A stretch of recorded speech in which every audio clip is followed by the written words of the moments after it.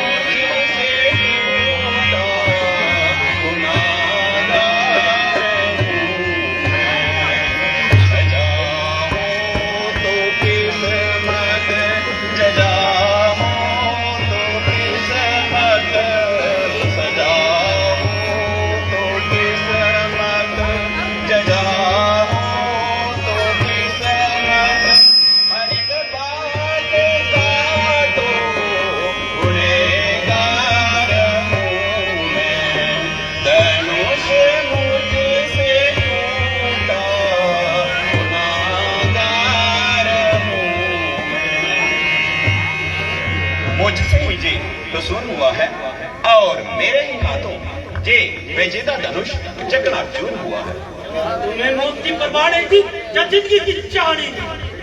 बेशक खताबार हूँ, जो सजा दो सजाबार। तो ठहरो, अभी बताता हूँ और इस माटी को मजा चखाता हूँ। अजी महाराज क्यों गेंद की तरह उछल रहे हो और बिन बात ध्यान से निकल रहे हो? वो कमान तो बिल्कुल सड़ी गली थी, न जाने कब से बेकार पड़ी थी, जिसके लिए आप इतना तिल मिला रहे हैं और कैंची की तरह जुबान चला रहे हैं। कभी पर्चा उठाते हैं, कभी आंखें निकालते हैं। कुछ मतलब है तो बता दीजिए, वरना अपनी राह लीजिए। अरे वो शौखे चसम पूछता क्यों चर्चा करता है? क्या तू मेरे गहरे कदम से नहीं लगता? बड़े बड़े सुर में मेरे नाम की दुहाई देते हैं और मेरे सामने से बात दिखाई देते हैं। क्यों मुझे नाहक को साधवा रहा है और अपनी मौत को बुला रहा है? आखिर पक्के की बात कब तक कर बनाएगी? तेरी मौत मेरे हाथ में जाएगी। क्यों बच्चे से नाहक लड़ाई करो? ब्राह्मण हो कुछ तो समाई करो। बच्चा नहीं जहर की पेड़ है, समझ रखा है, इससे मुझे खेद है। क्यों निकल पड़े इसका दरम्यान से? मैं भी हूँ खूब वाकिफ तेरी शान से। जब करता है खुद मौत की जुस्तजू, क्या करो उसको मेरे रूप? लक्ष्मण भी कोई तमाशा नहीं जो डालोगे मुंह में पतासा नहीं। ठहरो, अभी बताता हूँ मुझे शर्कशी का चखाता। ये गीदड़ बन के किसी और को दिखा, ये फीके मत किसी और को दिखा। भारत तेरी साथ आ रही है, तेरी मौत तेरे सर पे मंडरा रही है।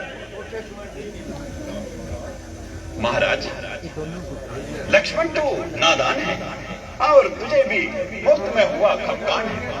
तो तक मुझे दांत खिलाना है, शरारत से अपनी पेश आना है। सामने से चले जा वरना कुत्ता चबा जाऊंगा।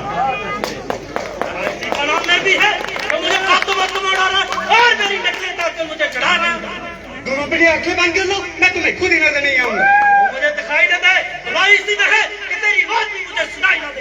इसका इलाज तो बहुत आसान है, तुम अपने कानों में उंगलियां दे दो, तुम्हारे लिए चारों तरफ सुनसान है। तू बड़ा शरीर है। आदमी की तरह बात कर, मेरे हाथ में भी तीर है। अरे ओ बदजवान बेवक्त स्तन, अभी दिखाता हूँ तुझे तेरा तीर को।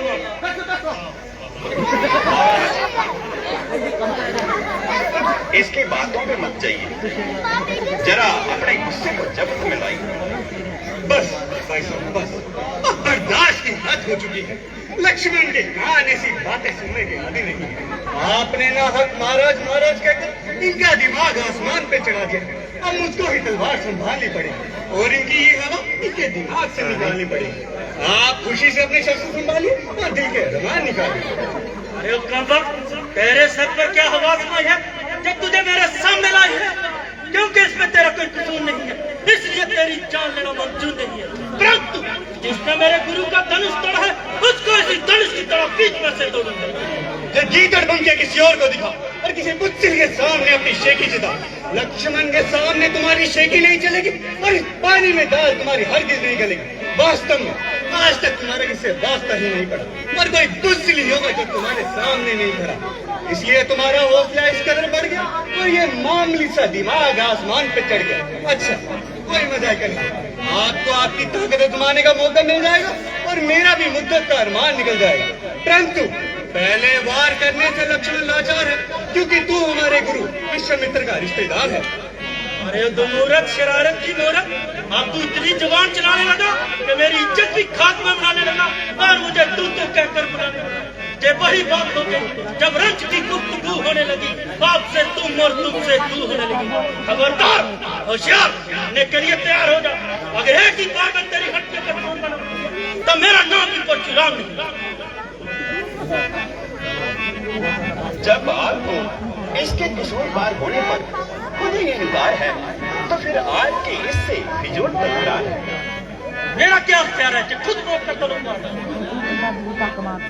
लक्ष्मण, तुम इन्हें ज्यादा न सुनो, तुम इधर आ जाओ और आप भी गुस्से को थाम लीजिए और मेरे से कलाम कीजिए। पहले मेरी आंखों से इसको दूर करो और फोन जहां से दूर करो। इसका इलाज तो मैं तुम्हें पहले ही बता चुका हूं। देखो वो फिर बोलता है डाक शहर में चल से। अच्छा, अब ये हरगिज नहीं बोलेगा। कहिए, क्या इरशाद है? क्या वास्तव में जो तुम्हारा कसूर है? बेशक, जो सजा दो मंजूर है। ये शक है कि तुमने जो धनुष उठाया है तो आपने मेरी ताकत को कब आजमाया है? लीजिए, धनुष का चूल्हा चलाइए और मेरा हाथ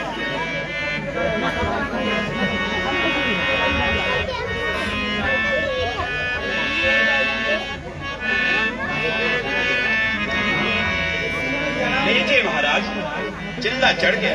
उतार दीजिए। मेरा इत्मीनान हो गया। परंतु मेरा इत्मीनान नहीं हुआ। आपका इत्मीनान कैसा?